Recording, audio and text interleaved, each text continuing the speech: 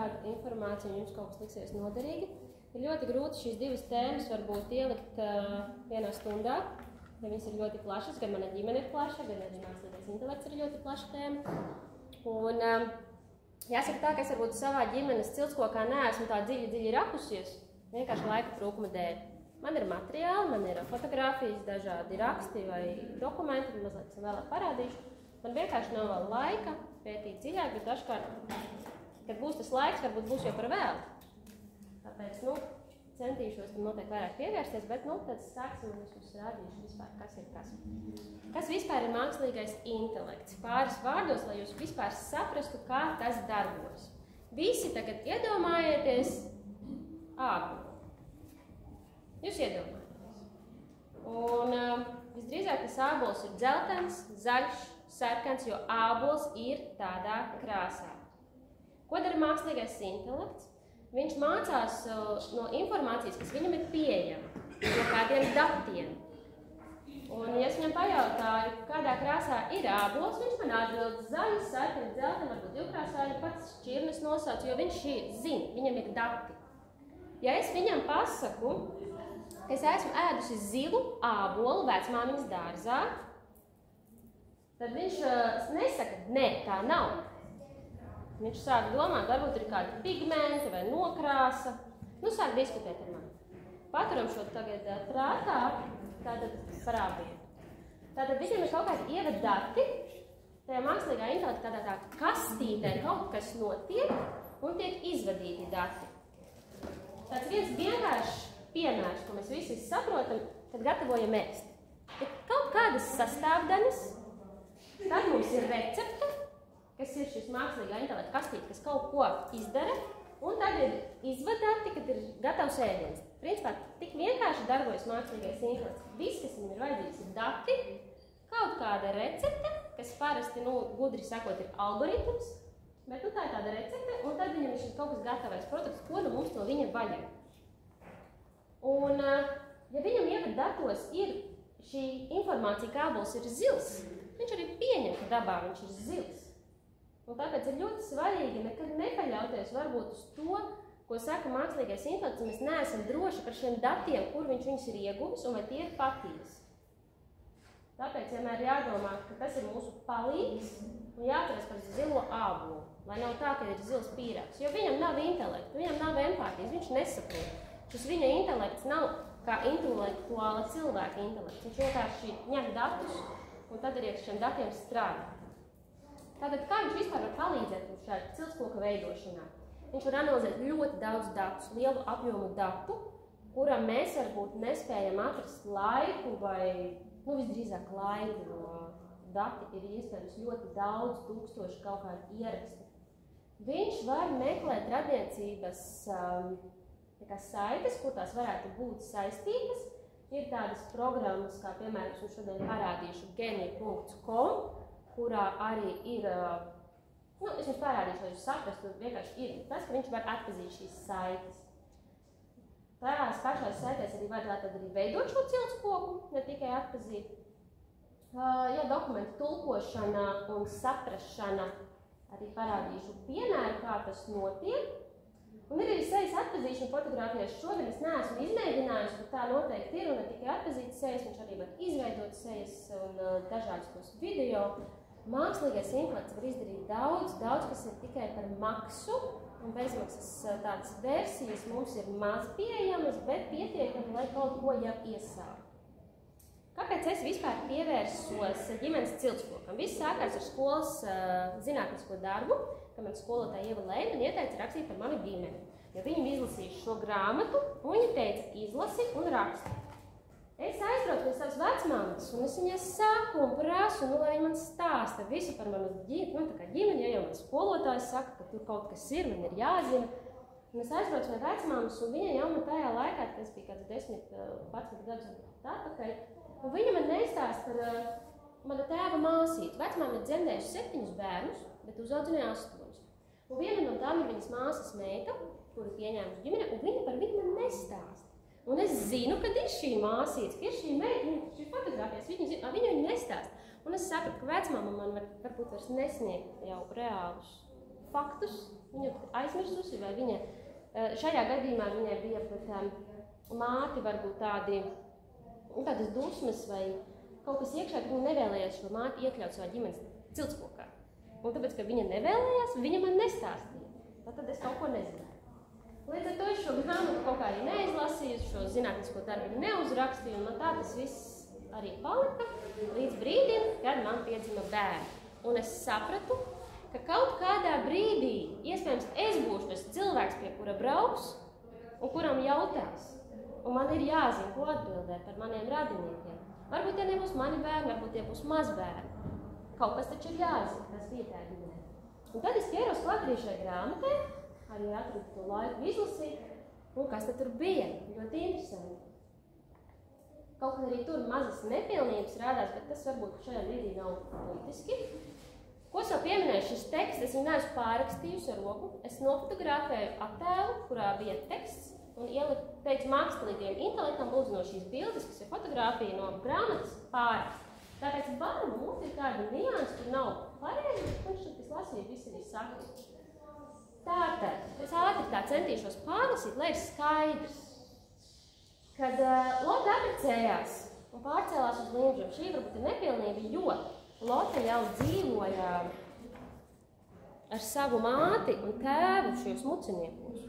Un līdz ar to es dzīvoju muciniekos, un man šis, kad es izlasīju par tiem mucinieku mājām, likās jau interesanti, un man gribējās zināt, kas ir Lotte.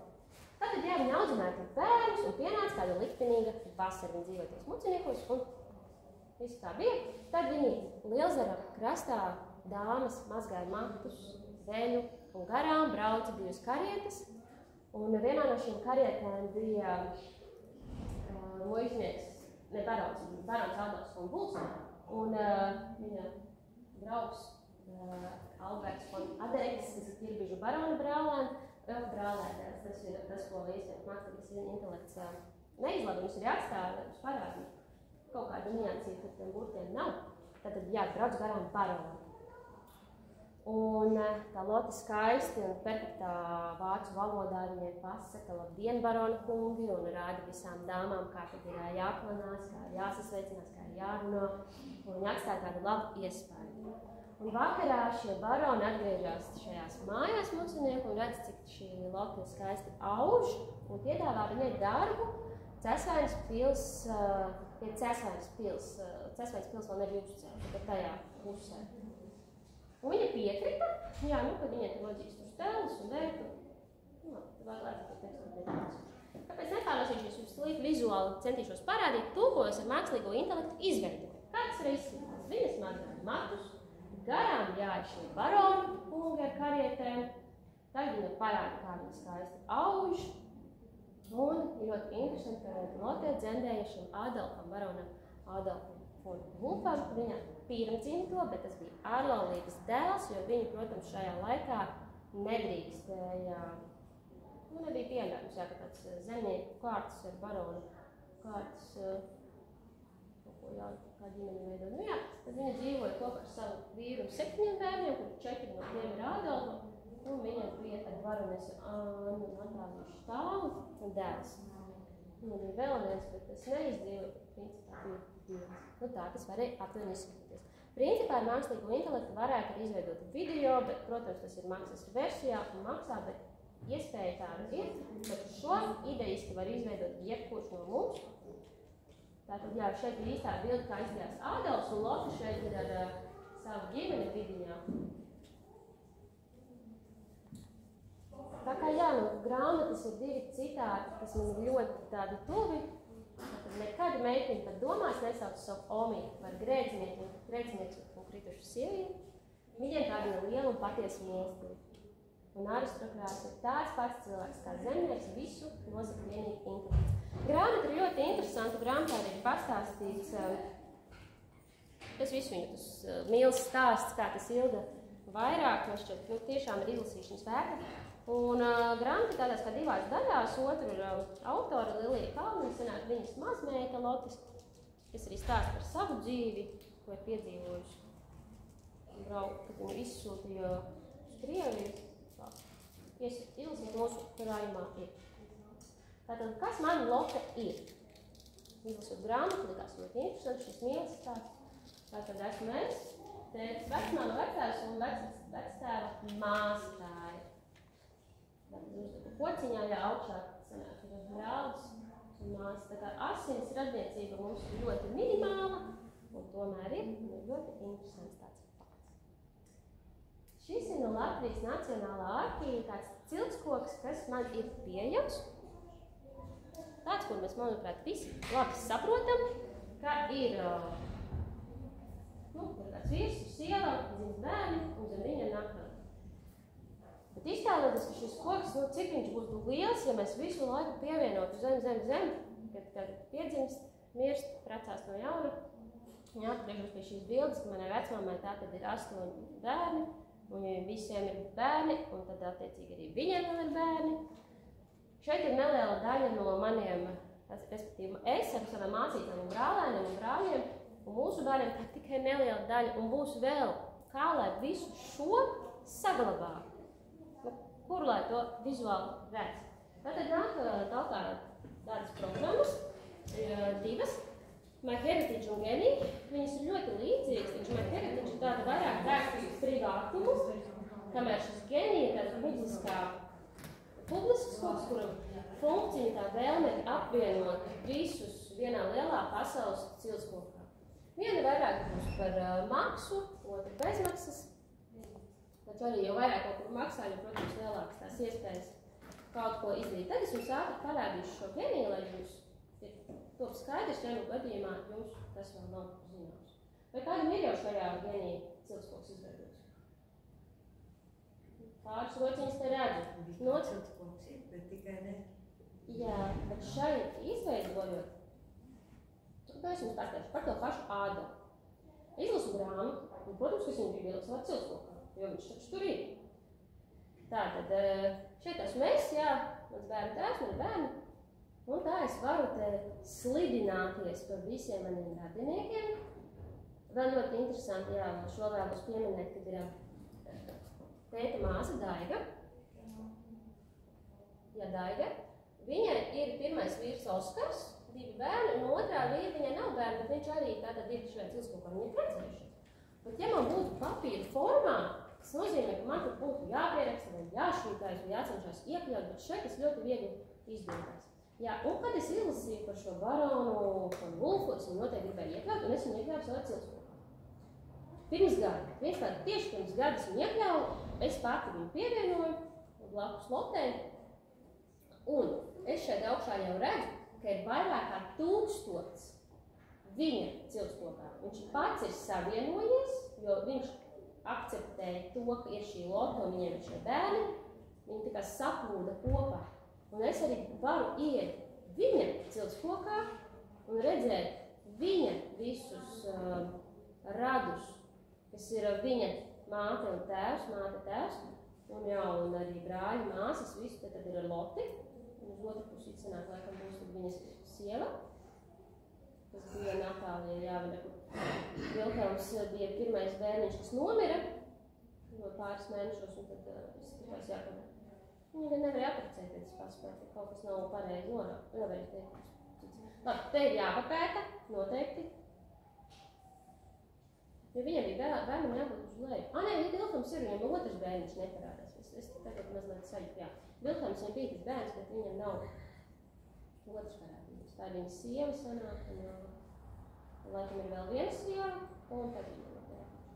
Nu, katrā ziņā te ir ļoti plašs. Viņa koks ir tiešām milzīgs, un es varu attālināt kaut kā visu neredzēt. Tā, gribu iet atpakaļ pie sevis, reku pie Lotes, es eju Lotē pie 120 nedēļu.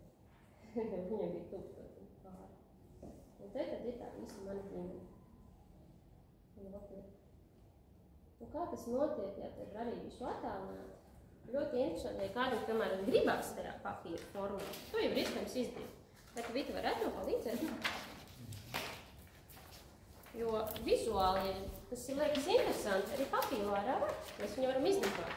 Tikai viņu, ko mēs liksim tik garu. Jo salasīt visu var. No attāluma, protams, ka nevar. Tas ir tas pats koks, drukātā veidā, mans ciltskoks.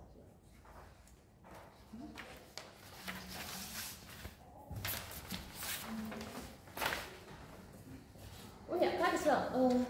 Es aizēju tā sākumiņā. Šeit arī nāk dažādi pieprasījumi. Ir pieprasījumi apvienot profilus un jaunu pieprasījumus. Žēl, kas nesen apstiprināja viens varējām apstiprināt kopā. Bet es redzu, kāds piedāvās savienot, es šos cilvēkus nepazīstu. Tāpēc es viņus neakceptēju savā ciltspulkā. Es arī nesaprotu, no kurienes man viņi nāk. Bet, ja būtu pazīstams, vai vismaz nojauta, viņus varētu apstiprināt un mums atkal savienot uz ciltspulku. Kaut kādas problēmas, nu jā, tas ir viens. Un tad ir otra, tā šis ir vienīgi.com, un tad ir otra, MyHeritage. Šeit es arī esmu ievietojis, bet ļoti tālu neesmu tikusi, un viņš ir neko nedara. Viņš neapvieno, viņš ir privāts. Ja mēs negribam ar kādu dalīties, viņš ir privāts, un tad arī rādās tikai ļoti īsi.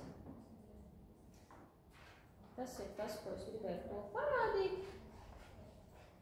Jā, man ir ļoti daudz dažādi papīrīši un dati. Arī šo es varu pēc tam palaist apkārt parādīt, varbūt pašķirstīt, lai redzētu, kā tas izskatās no šīs. Bet, ja nav, ir arī dažādas jau digitalizētas lietas, kur to var meklēt, piemēram, baznīcas grāmatas, kur ir dažādas bijušas skaitīšanas. Tur ir ļoti daudz un jāskatās, bet ko mēs saskaramies, ka šis viss ir visdrīzāk gotiskajā rakstā, vācu valodā. Mēs neko nesaprotam, ne? Ko var darīt? Šo informāciju, šo tekstu var ielikt mākslīgajā intelektā, un viņš iztulkos. Šeit es ieliku, es meklēju šo Loki Kalniņu, un viņš man arī saka, iespēja, ka viņš viņu atradis, ka tur ir tieši šajā atvērumā. Tas, protams, arī ir liels darbs, bet tas mākslīgais intelekts visu mums šo visu izlasa, un viņš saprot, ka tā ir vācu valoda, ka tas ir kurš gads, un sameklē un atrod.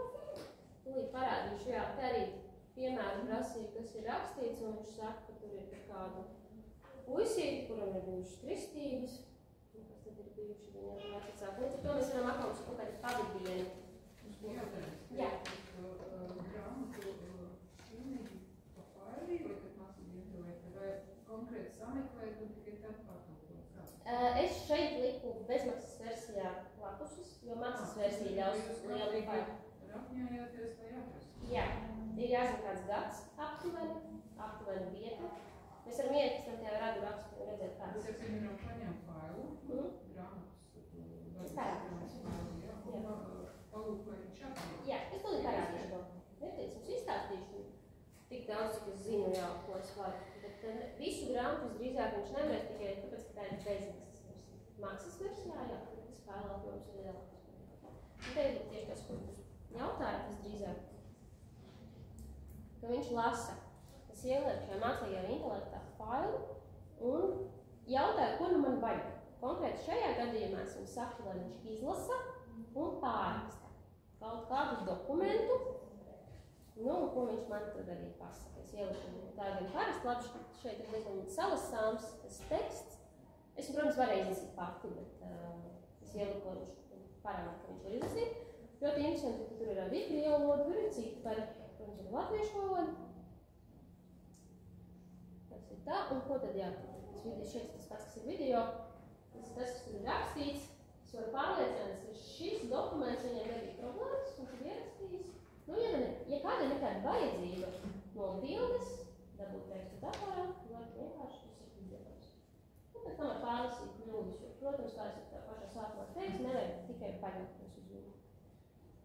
Šeit ir ļoti arī tāds piemērs, kur nu, jau ir ar roku rakstīts, arī tieši to pašu jautāju, lai viņš izlasa un pārraksta. Un es nezinu, kas tas ir. Varbūt jūs zinat, kas tas ir. Es nezinu. Es atveru tādu mazu kaut kādu dokumentiņu, tur ir kaut kas krieviski. Nezinu. Ko viņš man pasaka? Viņš man pasaka šīs Padomju Savienības laika certifikāts. Droši vien, ka tā ir, es neesmu pārliecināta. Man nav kam izpērkot. Jā, bet viņš iztulko arī visu šo tekstu, kas ir tur rakstīts, arī ar roku. Tātad ir attēls, es viņu ielādēju, pajautāju, ko es vēlos no šī attēla. Un viņš man arī pat sadala iegūtas teksts, kreisā puse, labā puse. Nu, diezgan, manuprāt, šis bija diezgan precīzs dokuments, viņš bija izpildījis. Tad vēl bija man tāda zīmīte, arī šo viņš slikti, bet diezgan veiksmīgi tika galā. Arī tas sašķīkāts. Viņš var arī analizēt attēlus. Es jautāju, vai šie vīrieši ir radinieki. Un es zinu, ka viņi ir radinieki. Mans vectēvs un vectēvs un viņa tēvs. Bet, jā, viņš nav pārliecināts, protams, bet, ka viņš redz nianses, kad abiem ir līdzīgas sejas forma, uzveces deguns, abiem ir raksturīgs šis zemnieciskais un strādnieku apģērbs. Viņš ir pateikt par sociālo vidi, protams, un bija zemnieki. Un kad viens sēž un stāv, protams, tas ir redzams, bet arī tādas lietas viņš var izdarīt. Šis ir vairāk priekam, ka var arī atdzīvināt šo fotogrāfiju. Vai viņš tā skatījās, es nezinu. Tas ir interesanti. Tas pats ir arī vēl vienu atdzīvinājumu. Var redzēt, ka viņam tā kā zodiņam ļum tā kā kaut kas, bet tas tā tur tā ir. Šis ir Limbažu Lielzarē. Tas arī tajā pašā vienā no programmām ar Heritage, tur veidot šo ģimenes ciltskoku. Bet tur ļoti daudz maksas versijas, tur ļoti daudz šis ir tikai izmēģinājums. Jā, te es esmu ar brāli un brālēnu. Tajā pašā ezerā, tajā pašā vietā, bet drīzāk ne. Limbažu Lielzars, kas vēl nav apaudzis. Tas arī apkārt. Šeit ir Mucinieku māja, kurā es uzaugu. Mans vecvectēvs ar tā laika radiniekiem, nezinu tieši kādi cilvēki tur, slikti redz, bet tur arī bija aizaugu. Šeit ir Brencis, mans vecvectēvs ar savu sievu izvedojuši šīs pašas mājas.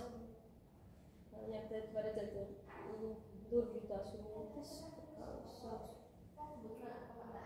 Šeit esmu es ar tēti, arī šās durvis tās pašas.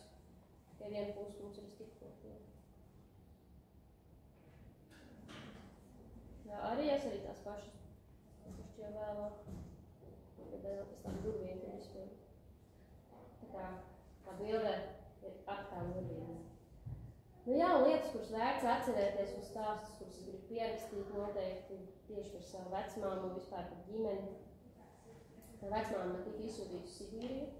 Kopā ar saviem brāļiem un tēvu, un šis tēvs bija ļoti mīļš.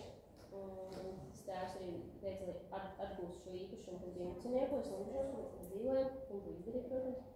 Viņa nelika mieru, ko viņa izdarīja, aizbrauc uz Sibīriju, izraka tēvu kaklu, un koferītī kalnu sākuma atpakaļ. Tas bija salīdzinoši nesen. Man liekas, tāds stāsts, ko man gribas arī saglabāt un atstāstīt. Jā, noteikti daudz jau piedzīvojāt, kad šīs no rubļiem pārgājām uz Latiem, un tad mans tēvs kā kādu dāmu dabūja 100 rubļus, kas priekšpārgājums teikt, vai tas piecilāk. Tas skumīgais stāsts. Jā, par vecmāmu ir vēl ļoti daudz stāstu, un šis arī man ir ļoti sirdi plosošs. Nav bijis tās naudiņas mums visiem, mēs bijām, protams, liela ģimene. Šis arī salīdzinoši nesen, tā ir viena uzvalda. Man ir brālēniem un brāļiem. Vega no Liepājas uz Siguldu, no Siguldas uz Limbažu un atpakaļ uz Piņķiem, jo mēs visi esam sadzimuši tādos līdzīgos laikos. Un tad viņi to vienu uzvaldu vedāja ar autobusu, jo viņi autobusu kā represētie bija tas maksas. Arī šobrīd vienkārši nebrauc. Jā, noteikti tāds stāsts. Jā, kad pētot šo ciltskoku, šis ir arī tāds manas mammas, kas ir, jā, manas mammas. Vecmama bija Lilija Ozola. Un arī mana tēta vecmāma bija Lilija Ozola. Protams, nav radinieces, bet ļoti interesants šis arī tāds fakts. Jā, mana vecmāma mācījās šajā skolā, varbūt vēl kāds mācījās no vecākiem. Tas ir pagasta mājā, kas bija arī es tur šobrīd mācos, arī šo es noteikti vēlos saglabāt atmiņās kā faktu. Jā, un ļoti žēl, ka Mārīta no šodien ar mums. Vienkārši vēlējos pastāstīt, ka mākslīgais intelekts mums ir ļoti labs un jaudīgs palīgs, bet mēs nevaram aizvietot un izpētīt. Mūsu vietā viņš ir ciltskoku neizpētīs, bet viņš mums var palīdzēt. Un kad, jā, viņš tāds interesantāks, dziļāks ar šīm tehnoloģijām un jāskatās, kas mums ir nepieciešams. Un mēs pilnīgi noteikti varam atrast tādu tehnoloģiju, ar kuru mēs varētu palīdzēt kaut ko. Ja daudz tekstu, tad meklējam to, kur vajag to tekstu, ja atvadzīt bildes. Jā, nu žēl, ka Mārīt neredz, jo šis mākslīgā intelekta radīts. Jā, tad noteikti arī visus šos video var izdarīt. Līdzīgi mazliet. Bet var redzēt, ka kaut kas tur nav. Nu, mēs jau viņu redzējām. Tālūk. Atcīmēs vēl noteikti šo zilo ābolu. Noteikti fotografēt, filmēt un pierakstīt visu, ko var dokumentēt, lai ir šis materiāls, lai ir dati, ar ko strādāt, jo ja nav šo datu, tad jau nevar ko strādāt, nav ko stāstīt, nav ko pierakstīt vai analizēt. Nu, tas bija tā no manas puses, viss ļoti ātri, lai mēs stāstītu. Paldies!